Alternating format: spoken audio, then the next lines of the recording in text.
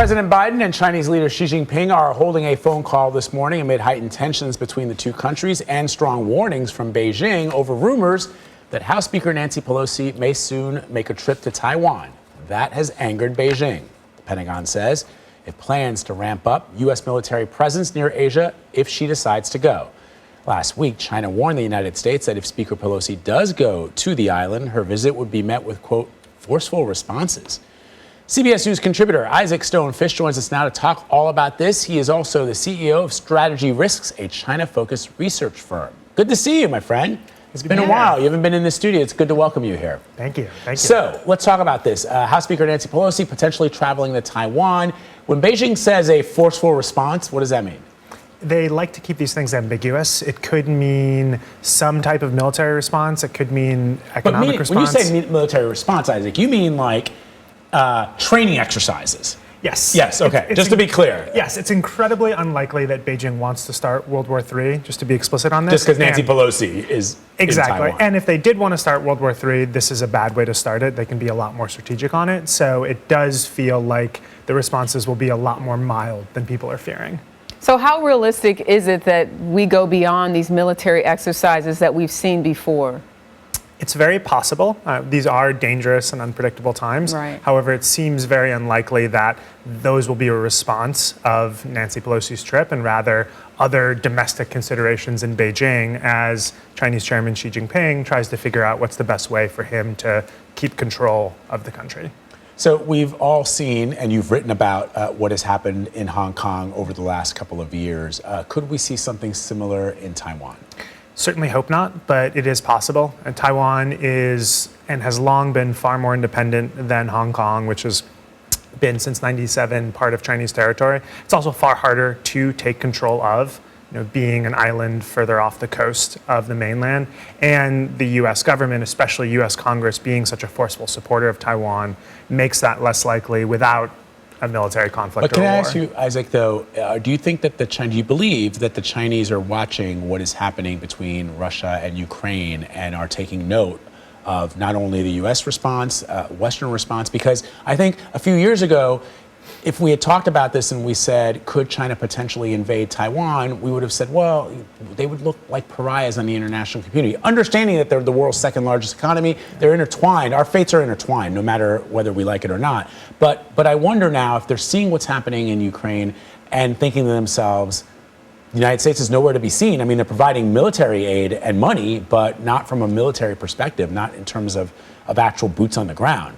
I think they're probably drawing the opposite lesson from that, which is if the U.S. had been very involved militarily with Ukraine, Beijing could think, oh, this is a great time for us to invade Taiwan because the U.S. doesn't want to fight a two-front war. But U.S. restraint in Ukraine signals to Beijing that we're ready to defend Taiwan if it were to come to that. That is fascinating. The president and Xi Jinping have had calls before. We're still waiting for the readout on what was discussed. But do you think we'll have a better idea of where China stands, if it's safe for Nancy Pelosi to go to Taiwan after this call? I don't think so. I think we can say it is safe just because the costs of making it unsafe for Nancy Pelosi are so incredibly high. But it's really hard to imagine a scenario where that plane gets shot down, God forbid, and the U.S. doesn't go to war with China and you kill the Speaker of the House if we're talking about these unimaginable things. So they're always possible that there's some form of miscalculation with Beijing or some rogue elements within the party that would do that, but it just feels incredibly unlikely for that to happen. So top on their agenda, though, you think? Ukraine, obviously. I think probably Taiwan. Taiwan. I think Taiwan is much higher on the agenda than Ukraine. I don't think Beijing cares that much about Ukraine, and I don't think the U.S. cares too much about China's involvement in Ukraine. I think the bilateral issues and Taiwan and tariffs are going to be a lot more important. So let me ask you this. Here in the United States, politicians use increasingly incendiary language when describing China. And I get that during the Cold War, the Soviet Union and the United States used incendiary language against each other all the time, and it was sort of common, right? But here, it often feels like, especially since we have so many Chinese Americans in this country and a large diaspora in this country, that the language that they're using, oftentimes people mix up that we're talking about China, the country, and the Chinese Communist Party, and not people who are Chinese. And I wonder, Isaac, because you know the country so well, do Chinese leaders talk about Americans and American politicians in the same way that the old Soviet Union, the Khrushchevs and the Andropovs of the world, railed against Western, how terrible we were in the West? I wonder if the Chinese respond in the same way. Very junior officials will, and sometimes use incendiary rhetoric. Senior officials won't. They just don't speak that way. They tend to speak a lot more vaguely. And I'm glad you brought up the issue with Chinese Americans. For ethical and strategic reasons, it's so important for the US to be very clear that we're separating China and the Chinese Communist Party from Chinese people. There's so many people in China who don't want the Communist Party to rule them. There's such a wide diversity of opinion in the US among the Chinese American community about what the US should do with Beijing. And every time someone paints Chinese people in that light, it helps Beijing. Before we go, let me ask you a question we haven't talked too much about how people in Taiwan feel about this. I know that there are some people in Taiwan who actually are welcoming a rapprochement with China, but the majority of people do not. But there is a small group of people that see some, you tell me, what is it that they find appealing about that rapprochement?